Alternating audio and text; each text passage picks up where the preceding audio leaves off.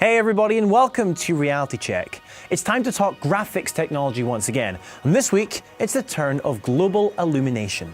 In-game lighting is one of the biggest assets developers have at their disposal when creating beautiful game worlds.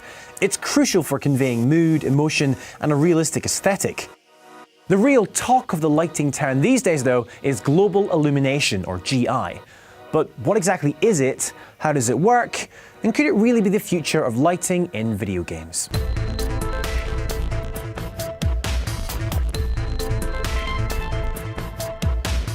I think the best way to try and understand the power and importance of global illumination is to compare traditional computer-generated lighting with real life. For example, here we have two versions of the same scene. On the left is something I set up and filmed in our studio, and on the right is a digital scene I made in the software Motion 5. Now granted, Motion 5 isn't used to make games, it's designed for making motion graphics, but the principle is the same. In both scenes, a bright spotlight is shining on a white table surface, illuminating it. Now what happens when we move something in front of the light source, say a red rectangle? Well, as we see in both cases, the rectangle casts a shadow. But what's the difference? Well, in the computer-generated scene, when the light is blocked or occluded, the resulting shadow is black. Not grey or very, very dark grey, but black. A complete absence of light. In real life, that doesn't happen. And this is because light bounces. It bounces off walls, off objects, even off me. This results in the photons, the tiny packages of light energy, bouncing back onto the shaded area of the table and lighting it a little. This extra bounce light is what global illumination brings to computer-generated lighting. To help explain more about this tech, I tracked down three global illumination experts: David Llewellyn from Unity, Epic's Nick Penwarden, and Rodrigo Cortez from Massive Entertainment, the studio behind the upcoming open-world game The Division.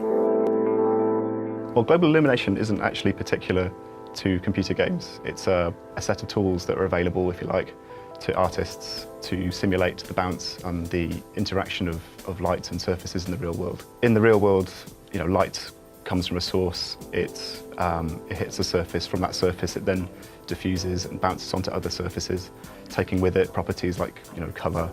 So first of all, it's a tool that artists have to just light their levels more easily.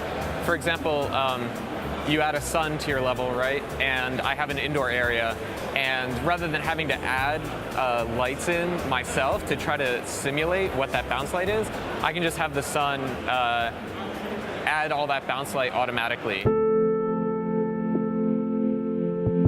So what game designers are essentially doing now with GI is mimicking how light behaves in real life, although it's not quite the same. Cutting-edge GI in games allows for the computing of maybe 2 or 3 bounces of light at most. Real-life light, however, keeps on bouncing around surfaces and objects, illuminating as it goes. That's a heck of a lot more information to compute. And this, interestingly, is why it's easier to mimic real-life light in CGI movies and animations. Because the movie-making process gives artists the luxury of time and processing power, a single frame can afford to take a whole day and be rendered by a huge bank of super powerful machines. Video games, however, can't really do the same. The problem with games is that you have to do this 30, 60, 100 times a second to achieve playable frame rates. So a lot of the work will actually be handled offline. We use light maps commonly as a technique for baking GI. So that is pre-computing the bounce of light and then writing that onto a texture. That unfortunately is static in many cases, and that's the real innovation of the current technologies that are available, is that they allow you to do this manipulation. We can actually change the qualities of the light, we can move the lights around, and we can see the effects of that in real time in the game.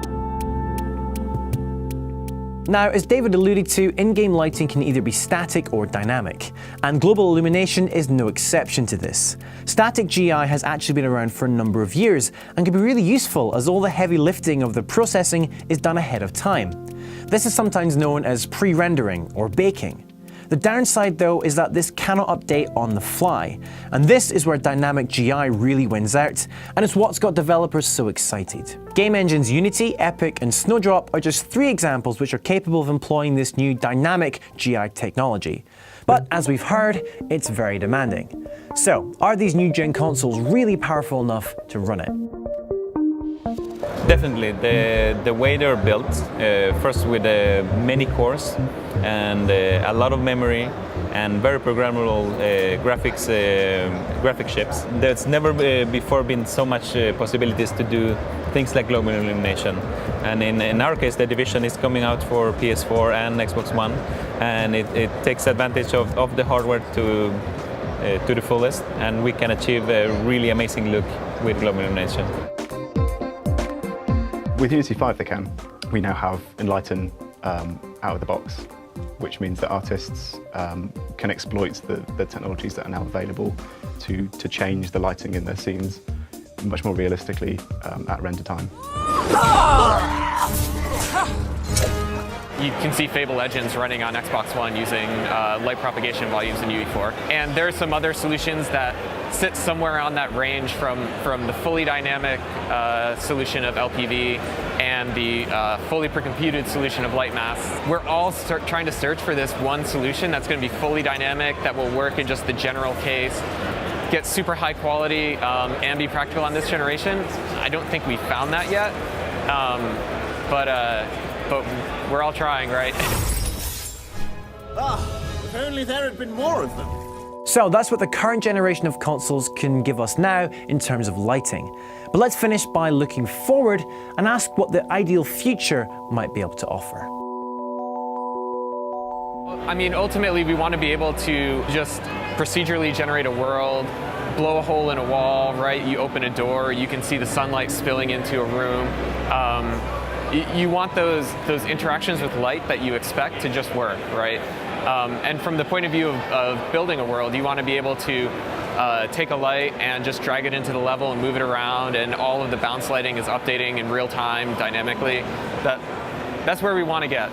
The nirvana, if you like, of games, I think, is when we have the hardware and we have the computational power available to us to actually do real-time ray tracing on the fly, where anything can move, because we're just rendering photons bouncing around and hitting a camera. If a player moves through the room, the colours from his outfit are actually affecting the colours on the surfaces around him. Actually doing that, rather than using the techniques that we have to use currently to simulate that effect. Well, that's it for another episode of Reality Check, guys. I hope you enjoyed. And as always, let me know what you thought in the comments down below, or by sending me a tweet at CamFrazRob.